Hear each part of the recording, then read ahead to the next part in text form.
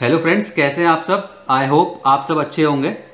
अब आज की वीडियो में हम देखेंगे introduction video of exercise 1.3 that is class 10th की चैप्टर नंबर 1 रियल नंबर्स की एक्सरसाइज 1.3 में जो भी बेसिक कॉन्सेप्ट्स हमारे यूज होंगे एक्सरसाइज 1.3 को सॉल्व करने के लिए, वो सारे हम इस इंट्रोडक्शन वीडियो में पढ़ेंगे। दैट मीन्स आप इस वीडियो को देखने के बाद एक्सरसाइज 1.3 पूरी अपने आप सॉल्व कर सकोगे। ठीक है, तो टाइम वेस्ट ना करते हुए वीडियो को स्टार्ट करते हैं। मैं पहले आपको टॉपिक्स बता देता हूँ कि हम इस वीडियो में कौन कौन से टॉपिक्स यूज करेंगे या फिर समझेंगे। सिर्फ दो ही हमें टॉपिक समझने हैं। पहला टॉपिक मैं आपको बताऊंगा कि इरेशनल नंबर्स क्या होते हैं। हमने क्लास 9th में पढ़ा था, लेकिन अब इसकी फिर से जरूरत पड़ेगी, तो अगर कुछ बच्चों को याद नहीं होगा तो पहले मैं बताऊंगा कि इरेशनल नंबर्स क्या होते हैं। इरेशनल नंबर्स को हम दो कैटेगरीज में डिफाइन कर सकते हैं। पहली कैटेगरी है कि वो नंबर्स, ये अभी मैं सिर्फ ओवरव्यू दे रहा हूँ, अभी समझाऊंगा। ठीक है, कि पहली कैटेगरी है वो नंबर्स जिन्हें हम P अपॉन Q की फॉर्म में रिप्रेजेंट नहीं कर सकते, वो इरेशनल नंबर्स कहलाते हैं। और on the basis of decimal expansion, हम डेसिमल एक्सपेंशन के बेसिस पे भी इरेशनल नंबर को डिफाइन कर सकते हैं, अभी बताऊंगा आपको आगे। और सेकंड टॉपिक जो हम पढ़ेंगे वो है कॉन्ट्राडिक्शन मेथड, जिसमें हमें प्रूफ करना होगा। हमारे पास क्वेश्चन आ जाएगा ऐसे कि prove that root 2 is irrational. तो एक हमारा मेथड होता है कॉन्ट्राडिक्शन मेथड, जिसकी हेल्प से मैं आपको प्रूफ करना सिखाऊंगा कि रूट 2 इरेशनल है। फिर उसके बाद आप जैसे क्वेश्चन आ जाएगा prove that root 3 is irrational, तो आप कॉन्ट्राडिक्शन मेथड से वो भी सॉल्व कर पाओगे। ठीक है, तो बेसिकली हमें दो ही चीजें समझनी है, इरेशनल नंबर क्या होता है और कॉन्ट्राडिक्शन मेथड। अब देखो स्टार्ट करते हैं इरेशनल नंबर से। स्टूडेंट्स अब देखो इरेशनल नंबर की पहली डेफिनेशन। तो पहली डेफिनेशन है इरेशनल नंबर की, numbers which can not be represented in the form of P upon Q where P and Q are integers and Q is not equal to 0। अब देखो इसमें क्या लिखा है, ये कह रहा है कि वो नंबर्स जिन्हें हम P अपॉन Q की फॉर्म में रिप्रेजेंट नहीं कर सकते। ठीक है, तो वो नंबर्स जिन्हें हम P अपॉन Q की फॉर्म में रिप्रेजेंट नहीं कर सकते वो होते हैं हमारे इरेशनल नंबर्स। इसमें P और Q इंटीजर्स होते हैं और Q is not equal to 0 होता है। ठीक है, ये बात समझ में आ गई। तो ये हमारी इरेशनल नंबर की पहली डेफिनेशन। इसके एग्जांपल्स क्या है हमारे, देखो रूट 2, रूट 3, रूट 5।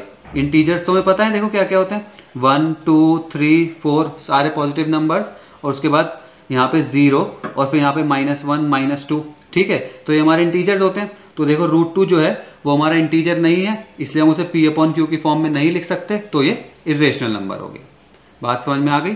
तो ये थी हमारी पहली डेफिनेशन इरेशनल नंबर्स की। इसके एग्जांपल हो गए रूट 2, रूट 3, रूट 5, ऐसे बहुत सारे एग्जांपल हैं। रूट 7 भी ले सकते हैं, रूट 11 भी ले सकते हैं, आप कह सकते हो under root of prime numbers. ठीक है, तो वो हो गए हमारे इरेशनल नंबर्स। अब देखो दूसरी डेफिनेशन देखते हैं। इरेशनल नंबर की डेफिनेशन हम देखेंगे अब डेसिमल एक्सपेंशन की फॉर्म में। डेसिमल एक्सपेंशन से मेरा मतलब क्या है, पहले तो ये समझो।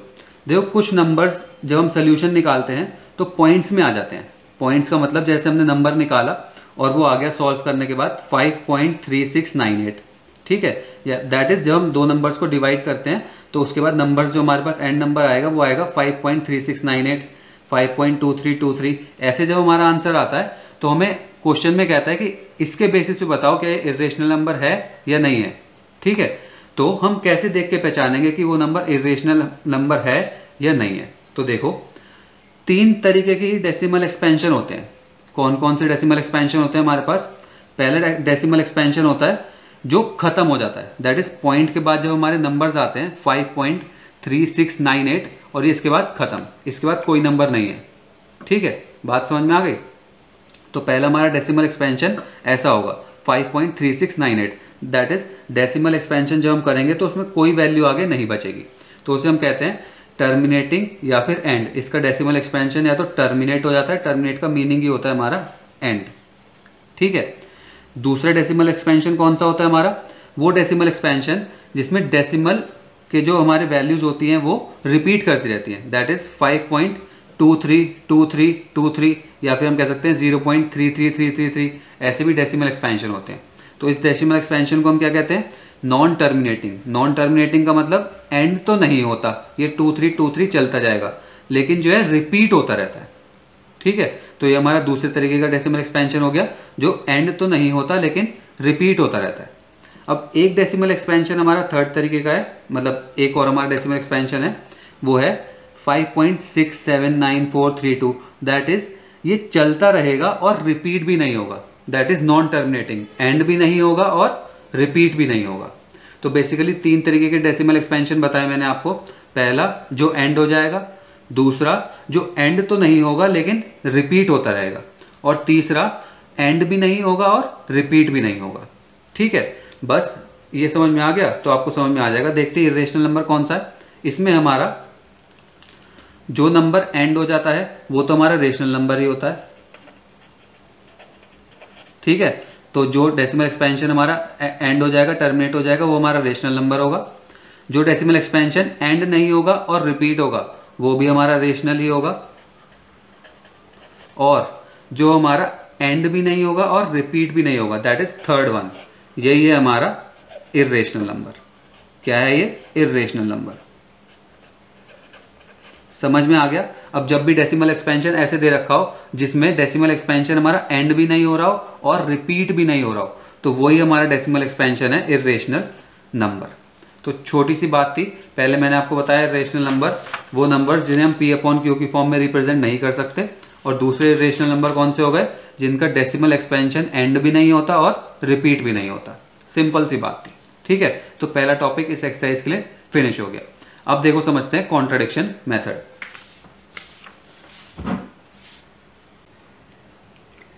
हेलो फ्रेंड्स, अब स्टार्ट करते हैं हम कॉन्ट्राडिक्शन मेथड। कॉन्ट्राडिक्शन मेथड समझने से पहले मैं आपको बताऊंगा कि कोप्राइम नंबर्स क्या होते हैं और एक छोटा सा टॉपिक और समझाऊंगा। इन दोनों बातों को समझने से आप कॉन्ट्राडिक्शन मेथड बहुत इजीली समझ पाओगे, वरना स्टूडेंट्स को कॉन्ट्राडिक्शन मेथड समझने में बहुत डिफिकल्टी होती है और वो उसे रट लेते हैं। हमें रटना नहीं है, सिंपली पहले हम समझेंगे कोप्राइम नंबर्स क्या होते हैं, एक आपको छोटा सा टॉपिक समझाऊंगा, फिर कॉन्ट्राडिक्शन मेथड बहुत ईजिली समझ में आ जाएगा। तो देखो स्टार्ट करते हैं। कोप्राइम नंबर्स क्या होते हैं? A and B are co-prime if they are in simplest form। दो नंबर्स कोप्राइम तब होते हैं जब वो अपनी सिंपलेस्ट फॉर्म में होते हैं। अब देखो सिंपलेस्ट फॉर्म का मतलब क्या है। अगर मैं आपसे कहूं कि क्या 25 और 15 कोप्राइम है, तो आप कहोगे नहीं, ये कोप्राइम नहीं है। क्यों? क्योंकि ये अपनी सिंपलेस्ट फॉर्म में नहीं है। देखो इसमें 5 कॉमन आ रहा है, दैट मीन्स हम इन दोनों को 5 से डिवाइड कर सकते हैं। तो 5 5 से 25 और 5 3 से 15, ये आ गया 5/3। तो ये है हमारा कोप्राइम, क्योंकि अब हम इसे किसी और नंबर से डिवाइड नहीं कर सकते, किसी इंटीजर से और हम इसे डिवाइड नहीं कर सकते। ठीक है, तो ये है हमारे कोप्राइम। ऐसे ही क्या मैं आपसे एक क्वेश्चन और पूछता हूँ, क्या 36/12 क्या ये कोप्राइम है? तो आप कहोगे नहीं, ये कोप्राइम नहीं है। क्यों नहीं है? क्योंकि ये हमारे 12 के टेबल में ही आ रहे हैं। तो 12 1 जा 12 एंड 12 3 जा 36, तो 3/1। अब ये कोप्राइम है। ठीक है ना, तो ये नंबर्स हमारे कोप्राइम हो गए, दैट इज ये हमारी सिंपलेस्ट फॉर्म हो गई, ये हमारी सिंपलेस्ट फॉर्म हो गई। ठीक है ना, तो इसे हम एक तरीके से और समझ सकते हैं, only factor between A and B, that is in दोनों नंबर्स के बीच में जो सिर्फ एक फैक्टर है वो 1 है। तो देखो 5 और 3 में जो सिर्फ एक कॉमन फैक्टर है वो 1 है, और 3 और 1 में भी जो एक कॉमन फैक्टर है वो 1 ही है।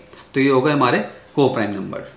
अब देखो एक छोटा सा टॉपिक और समझते हैं, उसके बाद समझेंगे कॉन्ट्राडिक्शन मेथड। अब देखो अगर मैं आपसे कहूं कि P डिवाइड्स A², जिसमें हमारे P और A एक नंबर है, तो मैं आपसे कहता हूं कि P divides A², then P also divides A। अगर P A² को डिवाइड कर रहा है तो P A को भी डिवाइड करेगा। ये हमारा ट्रू है। इसे प्रूफ करके दिखाते हैं। एग्जाम्पल ले लेते हैं। अगर मैं आपसे कहता हूं कि 2 डिवाइड्स 4², ठीक है, तो 2 ऑल्सो डिवाइड्स 4, तो इसे प्रूफ कर लेते हैं। 4² क्या होता है? 16। तो 16 को अगर मैं 2 से डिवाइड करूं तो हमारे पास क्या आएगा? 2 8 जा 16, दैट इज ये परफेक्टली डिवाइड हो रहा है, हमारा रिमाइंडर 0 आ रहा है। तो हम कहते हैं कि अगर 2 डिवाइड्स 4² देन 2 ऑल्सो डिवाइड्स 4, तो 2 4 को भी डिवाइड करेगा। अब देखो 4 को डिवाइड करके देख लेते हैं 2 से, 2 2 जा 4, तो देखो हमारा रिमाइंडर 0 आ गया, दैट इज 2 4 को भी डिवाइड कर रहा है। एक और एग्जांपल ले लेते हैं। अगर मैं आपसे कहता हूं कि 3 डिवाइड्स 6² देन 3 ऑल्सो डिवाइड्स 6, तो ये हमारी जो है डिफाइन जो है ये ट्रू है। तो देखो शो कर देते हैं। 6² क्या होता है? 36। 36 को 3 से डिवाइड करते हैं, 3 12 जा 36, रिमाइंडर आ गया हमारा 0, दैट इज परफेक्टली डिवाइड कर रहा है, तो 3 6 को भी डिवाइड करेगा। डिवाइड कर लेते हैं, 3 2 ज़ा 6, दैट इज रिमाइंडर 0 आया। तो अगर कहीं भी लिखा हो कि अगर हमारे पास दो नंबर हैं जिसमें लिखा हो p divides a square then p also divides a, तो ये हमारी ट्रू होगी, ठीक है ना, ये थ्योरम हमारी ट्रू होगी। तो ये हमारी बुक में थ्योरम दे रखी है, थ्योरम नंबर 1.3। बुक में जो हमारी थ्योरम नंबर 1.3 है वो यही है। तो हमने ये दो टॉपिक समझने थे। अब देखो स्टार्ट करते हैं कॉन्ट्राडिक्शन मेथड। चलो फ्रेंड्स, अब प्रूफ करते हैं √2 इज इर्रेशनल। इसे हम प्रूफ करेंगे कॉन्ट्राडिक्शन मेथड से। कॉन्ट्राडिक्शन का मतलब क्या होता है? कॉन्ट्राडिक्शन का मतलब होता है अपोज करना, अपोज, दैट इज अपोजिट। हम पहले कोई चीज मान लेते हैं, अगर वो गलत आ जाती है तो हम कहते हैं वो हमारी चीज कॉन्ट्राडिक्ट हो गई, दैट इज जो हमने मानी थी, दैट इज जो हमने लेट करी थी, वो हमारी अपोजिट आ गई उससे, ठीक है ना। सपोज हमने माना कि ये ट्रू था और वो एंड में आ गया फॉल्स, तो ये चीज हमारी कॉन्ट्राडिक्ट कर गई, जो हमने मानी थी ट्रू निकल गई फॉल्स। तो हम इसमें क्या करेंगे, इसमें हमें √2 को इरेशनल प्रूफ करना है, तो इसमें हम पहले √2 को रेशनल मान लेंगे, फिर हम उसे प्रूफ करेंगे, अरे ये चीज तो गलत आ गई कि √2 तो रेशनल नहीं है, दैट मीन्स वो चीज हमारी कॉन्ट्राडिक्ट कर जाएगी, उसके बाद हम उसे इरेशनल मान लेंगे, ठीक है। तो देखो स्टार्ट करते हैं method, let √2 be a rational number, rational number. अब जब देखो √2 रेशनल नंबर है, तो रेशनल नंबर हमारे p/q की फॉर्म में होते हैं, तो हम कहेंगे √2 is equals to p/q, where p and q are coprime. Coprime का मतलब देखो मैंने अब आपको समझाया था, वो जो मैंने आपको बात समझाई थी वो यहाँ यूजफुल होगी, ठीक है ना। तो रेशनल नंबर वो नंबर होते हैं जो हमारे p/q की फॉर्म में होते हैं, तो हमने माना कि √2 एक रेशनल नंबर है, तो उसे हमने लिख दिया p/q की फॉर्म में, where p and q are coprime. ये चीज इंपॉर्टेंट है, where p and q are coprime. अब देखो आगे चलते हैं, जब हमने ये कर लिया तो हम क्या करेंगे, q को LHS में शिफ्ट कर देंगे, तो √2 q is equals to p। अब क्या करेंगे, squaring both sides, squaring both sides. जब स्क्वायरिंग बोथ साइड्स कर देंगे तो इधर भी स्क्वायर करेंगे और इधर भी, दैट इज √2 q का whole square is equals to p square. तो देखो सॉल्व करके क्या आएगा, √2 का स्क्वायर क्या होता है 2, q का स्क्वायर क्या होगा q square is equals to p square. बात समझ में आ गई? यहाँ तक कुछ नहीं करा, q को उधर शिफ्ट करके स्क्वायर कर दिया। अब क्या करेंगे, 2 को नीचे ले जाएंगे, q square is equals to p square by 2। अब देखो जो मैंने आपको थ्योरम 1.3 समझाई थी, दैट इज एक मेथड और समझाया था, उसमें यह कहा था अगर 2 p स्क्वायर को डिवाइड कर रहा है तो 2 p को भी डिवाइड करेगा, तो इसे हम ब्रैकेट में लिख लेंगे। ब्रैकेट में करके क्या लिख लेंगे, if 2 divides p square then 2 also divides p, तो 2 p को भी डिवाइड करेगा, ठीक है। अब देखो जब 2 p को डिवाइड करेगा, दैट इज हम लिख सकते हैं p/2, ठीक है ना, 2 p को डिवाइड कर रहा है। और जब हम दो नंबर को डिवाइड करते हैं, सपोज मैंने आपको बताया था कि 12 और 4 डिवाइड कर रहे हैं, ठीक है ना, तो 4 3 ज़ा 12, यहाँ पे 3 आएगा ना, 4 1 ज़ा 4, 4 3 ज़ा 12, कोई कांस्टेंट नंबर आएगा हमारा, या फिर हम कह सकते हैं इंटीजर आएगा। तो p को जब हम 2 से डिवाइड करेंगे तो एक इंटीजर आएगा, वो सपोज हम मान लेते हैं c, क्योंकि हमारा यहाँ पे p अननोन है, इसलिए जो हमारा जो नंबर आएगा डिवाइड करने के बाद वो भी अननोन होगा।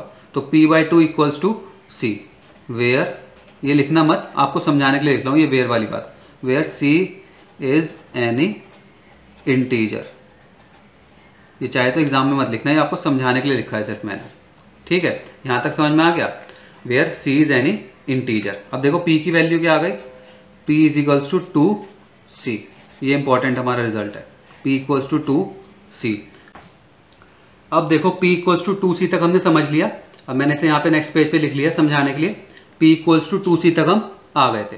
अब देखो हम क्या करेंगे, यहाँ पे हमारे एक वैल्यू आई थी p इक्वल्स टू 2q, ठीक है ना। जब हमने q को यहाँ शिफ्ट करा था तो हमारे पास आया था p इक्वल्स टू √2q, तो इसे हम फर्स्ट मान लेते हैं, और p इक्वल्स टू 2c को सेकेंड, और p की वैल्यू फर्स्ट में से उठा के सेकेंड में रख देंगे, that is p equals to √2q को यहाँ पे रख देंगे। तो लिख देंगे यहाँ पे यूजिंग 1 एंड 2, 1 और 2 को यूज करके p की वैल्यू क्या है √2q, इसे यहाँ पे पुट कर देते हैं, √2q is equals to 2c। ठीक है, इसे हमने यहाँ पे पुट कर दिया। अब देखो फिर से क्या करेंगे, एक बार और स्क्वायरिंग बोथ साइड्स कर देंगे, स्क्वायरिंग बोथ साइड्स। जब हम स्क्वायरिंग बोथ साइड्स करेंगे तो क्या होगा, √2q का whole square is equals to 2c का होल स्क्वायर। अब √2 का स्क्वायर क्या होता है 2, q स्क्वायर क्या होगा q square is equals to 2 का स्क्वायर क्या होगा हमारा 4, और c का स्क्वायर क्या होगा हमारा c स्क्वायर। अब हमें क्या करना है, अब की बार हम 4 को इधर शिफ्ट कर देंगे, ठीक है ना। पहले हमने p स्क्वायर बाय 2 लाए थे, अब किसी तरह हम q स्क्वायर बाय 2 लाएंगे। तो देखो जो हम 4 को इधर ले जाएंगे, 2q square by 4 is equals to c square, तो 2 से कट जाएगा ये, 2 1 ज़ा 2, 2 2 ज़ा 4, तो हमारे पास क्या आ गया q square by 4 is equals to c square. अब देखो फिर से वही लिखेंगे, if 4 divides q square then 4 also divides q। ठीक है, तो लिख लो ब्रैकेट में, if 4 divides q square then 4 also divides q।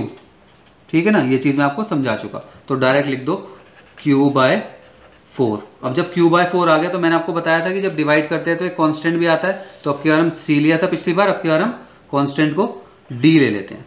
ये सॉरी हमारे पास क्या आ गया 2, ये q स्क्वायर बाय 2 है, ठीक है ना, क्योंकि यहाँ पे 2 बचा था, तो यहाँ पे भी 4 ना आके 2 और यहाँ पे भी 4 ना आके 2, दैट इज यहाँ पे मिस्टेक हो गई मेरे से, जब q स्क्वायर बाय 2 आया था कट के तो मैंने 4 लिख दिया था। ठीक है, तो q स्क्वायर बाय 2 आएगा यहाँ पे, तो q by 2 equals to d। ठीक है, तो हमारा वैल्यू क्या आ गई q की, q इक्वल्स टू 2d। बस यहीं तक करना है, क्वेश्चन फिनिश। ठीक है ना, बस अब हमें समझाना है और क्वेश्चन हो गया फिनिश। देखो देखो p इक्वल्स टू 2c है और q इक्वल्स टू 2d है। अगर मैं p अपॉन q की फॉर्म में रखूँ, p अपॉन q की फॉर्म में, तो p है हमारा 2c और q है हमारा 2d।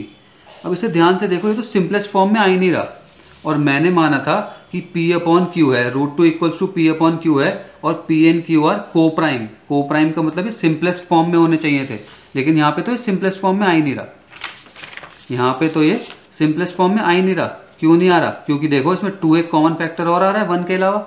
मैंने आपको बताया था को प्राइम नंबर्स कौन से होते हैं, 5/3, कोई कॉमन फैक्टर नहीं आएगा। लेकिन इसमें ये इक्वल्स टू √2 था, तो √2 equals to p upon q, p और q की जब हमने वैल्यू रखी तो 2c अपॉन 2d, तो ये तो हमारा कॉमन फैक्टर 2 आ रहा है। दैट मीन्स हमारी कॉन्ट्राडिक्शन रॉन्ग हो गई। जो हमने कॉन्ट्राडिक्शन मानी थी कि √2 इज रेशनल नंबर है, वो हमारा रॉन्ग हो गया। जब √2 रेशनल नंबर नहीं है तो दैट मीन्स वो इरेशनल नंबर ही है। तो हम सिंपली अब लिख देंगे एक लाइन में, अब देखो हम सिंपली लिख देंगे, हमारी p की वैल्यू क्या आ रही है 2c, p equals to 2c, comma q equals to 2d। Here हम लिखेंगे, here both p and q have a common factor. p और q का दोनों का कॉमन फैक्टर है, कॉमन फैक्टर क्या है 2। देयरफॉर कॉमन फैक्टर इनका 2 आया है, इसलिए therefore our assumption is wrong. हमने जो एजम्पशन करी थी कि √2 equals to p upon q है, इसमें p और q को प्राइम है, तो ये हमारी एजम्पशन रॉन्ग हो गई, ये को प्राइम नहीं है। Therefore our assumption is wrong. जब हमारी एजम्पशन रॉन्ग हो गई, इसकी वजह से क्या आ गया, √2 इज अ इरेशनल नंबर।